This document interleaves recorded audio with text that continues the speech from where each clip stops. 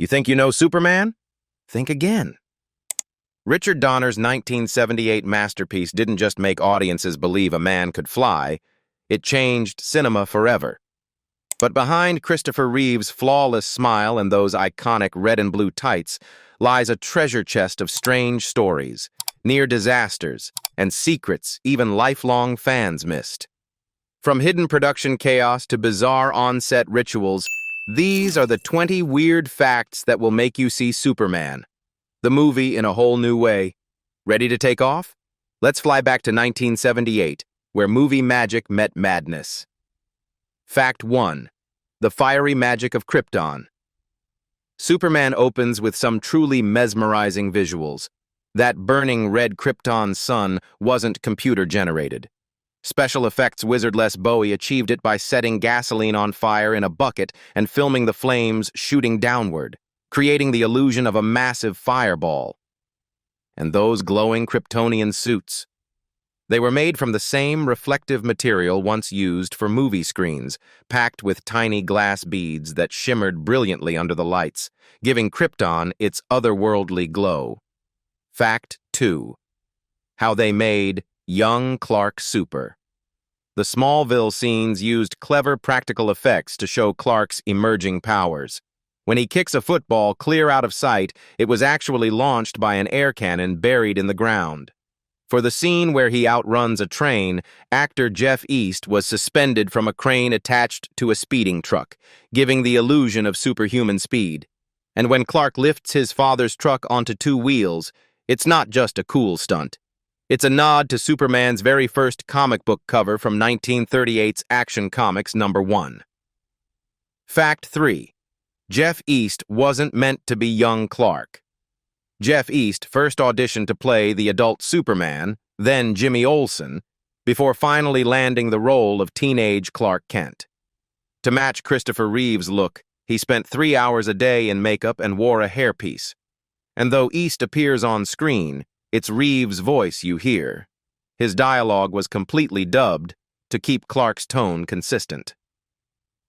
Fact 4. The Salkinds' wild hunt for a director. Father and son producers Ilya and Alexander Salkind first dreamed up a Superman movie in 1973. They secured a risky deal with Warner Brothers.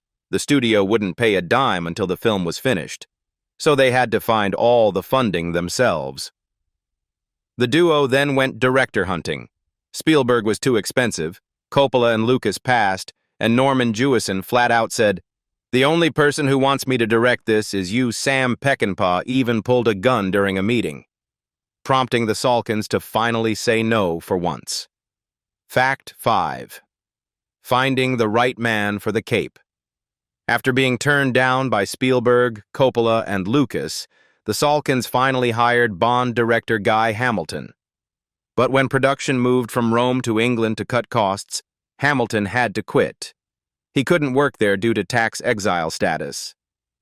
Desperate, the producers turned to Richard Donner, fresh off The Omen. They told him, Brando's in, Hackman's in, and Puzo wrote the script. "You cast Superman and Lois, we'll pay you $1 million. Donner said yes, and Superman finally had its director. Fact 6. A rocky shoot behind the cape. Production was chaotic. The Salkinds insisted on filming Superman and Superman 2 simultaneously to save money, forcing Donner to juggle 7 shooting units at once. He even needed a golf buggy to get between locations. The producers kept telling him the shoot was over budget, but refused to share figures, and they sometimes canceled orders for props and costumes without telling him. Tensions peaked when the Salkinds brought in Richard Lester and ultimately replaced Donner on Superman 2. Even though Donner had already shot about 75%. Donner later said it was madness, and he was furious. Fact 7. Donner's vision. Truth in fantasy. Richard Donner wanted Superman to feel real, not campy. He aimed for a grounded tone with just the right touch of humor. To remind the crew of that goal, he posted signs everywhere reading, "Verisimilitude," meaning truth within its own world. And as a fun touch, Donner even made a brief cameo. He's the man chatting with Clark Kent on the street as people watch Superman on TV. Fact 8. The moment that moved everyone. When Superman premiered, creators Jerry Siegel and Joe Shuster were in the audience. Donner later said he cared more about their reaction than anyone else's. After the film ended, the two men, who had invented Superman back in the 1930s, approached him in tears and simply said, "Thank you." Donner called it the most moving moment of his entire career. Fact 9. The long search for the Man of Steel. Casting Superman was a challenge. The producers wanted a big name and first offered the role to Paul Newman, who turned down not only Superman but also Lex Luthor and Jor-El. Robert Redford and Clint Eastwood passed too, while James Caan flatly refused to wear the suit. Others like John Travolta, Nick Nolte, and Bruce, now Caitlyn Jenner, auditioned, but didn't make the cut. Even Arnold Schwarzenegger and Sylvester Stallone campaigned for the role, though Brando reportedly vetoed Stallone, angering him deeply. Surprisingly, musicians Neil Diamond and Elton John also wanted to play Superman. Fact 10. When Christopher Reeve became Superman. Christopher Reeve's audition changed everything. Though Donner first thought he was too thin, Reeve promised to bulk up, and did, gaining 50 pounds under trainer David Prowse, the man behind Darth Vader. During his audition, the moment he said, "Good evening, Miss Lane," everyone in the room knew he was Superman. To shape Clark Kent's persona, Reeve studied Cary Grant's charming awkwardness in Bringing Up Baby. And yes, he even wore a codpiece, a quirky idea from producer Alexander Salkind. Fact 11. The hunt for Lois Lane. Finding the right Lois Lane was just as tough. Stars like Shirley MacLaine, Liza Minnelli, Barbara Streisand, and Natalie Wood were all considered, while Jessica Lange turned the role down. After multiple screen tests with Christopher Reeve, it came down to Margot Kidder and Grease star Stockard Channing. Channing was great, but as producer Ilya Salkind joked, she would have eaten Superman for breakfast. Kidder got the part, and Donner said he knew she was perfect the moment she tripped, walking into the audition. Fact 12. The many faces who could have been Lex. Before Gene Hackman took the role, several big names were considered for Lex Luthor, including Jack Nicholson, Gene Wilder, George Kennedy, and Dustin Hoffman, who turned it down. Hackman initially wasn't interested, fearing it might hurt his serious acting reputation. But after meeting Richard Donner, he changed his mind, saying the director's energy won him over. The result? A legendary villain, and a $2 million payday. Fact 13. Gene Hackman's hair and mustache drama.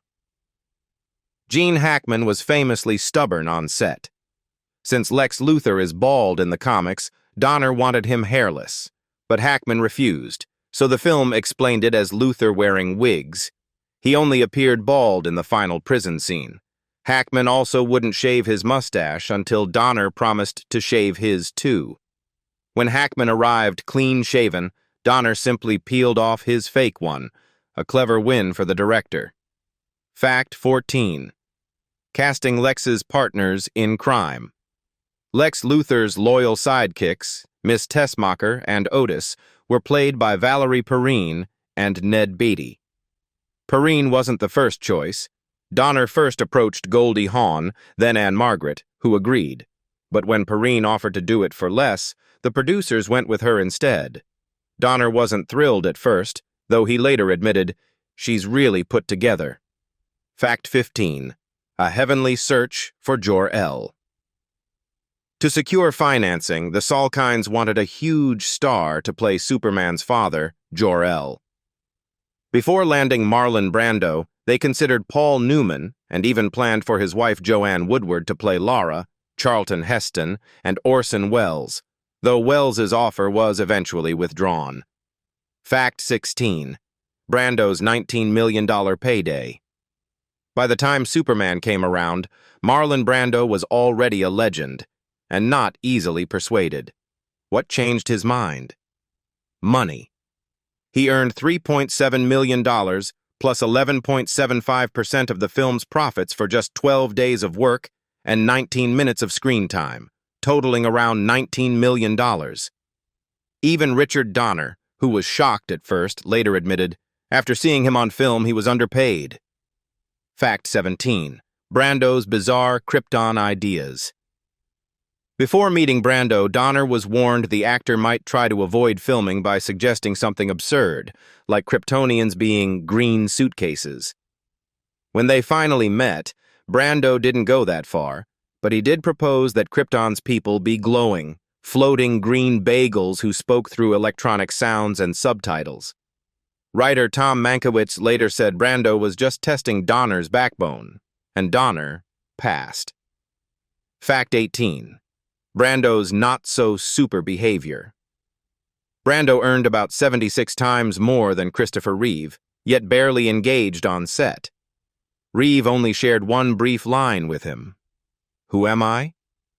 To which Brando dryly replied, "You're not going to say it like that, are you?" Brando refused to memorize lines, reading from cue cards, even writing dialogue on baby Kal-El's diaper. Crew member Cary Elwes recalled Brando never remembered his name, calling him Rocky.